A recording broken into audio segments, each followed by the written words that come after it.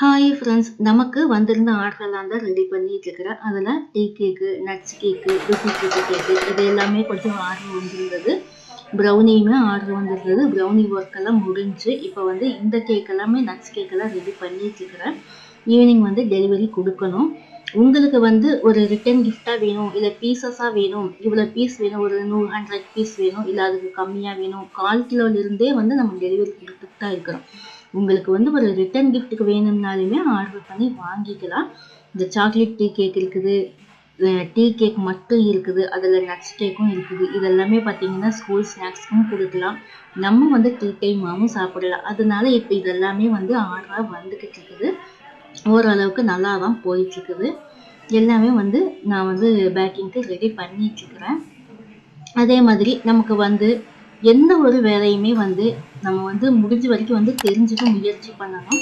இது வராது, அது வராது, இது தெரியாது அப்படின்னு சொல்லவே கூடாது. நம்ம வந்து முயற்சியே பண்ணாம இந்த வேலை நம்மளுக்கு வராது, இது நமக்கு செட் ஆகாதுன்னு நாமளாவே முடிவு பண்ணிக்க கூடாது.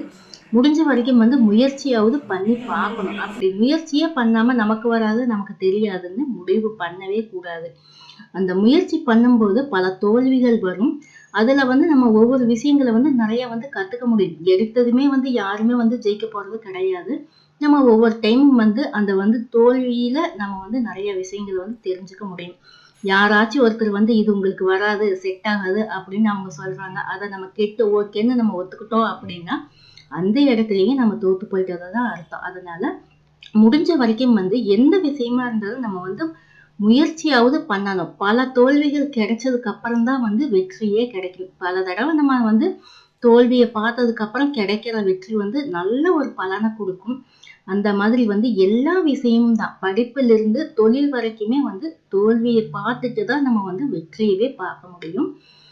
இது வந்து நிறைய பேருக்கு தெரிஞ்சிருக்கும். இருந்தாலும் நான் சொல்றேன், உங்களுக்கு இந்த மாதிரி கேக் எல்லாம் வேணும்னா ஆர்டர் பண்ணி வாங்கிக்கலாம். இந்த வீடியோ உங்களுக்கு பிடிச்சிருந்தா லைக் பண்ணுங்க, கமெண்ட் பண்ணுங்க, மறக்காம சப்ஸ்கிரைப் பண்ணுங்க ஃப்ரெண்ட்ஸ். அப்படியே பக்கத்தில் இருக்கிற பெல் ஐக்கனை தட்டிடுங்க. அப்பதான் நான் போடுற எல்லா வீடியோவும் உங்களுக்கு வரும்.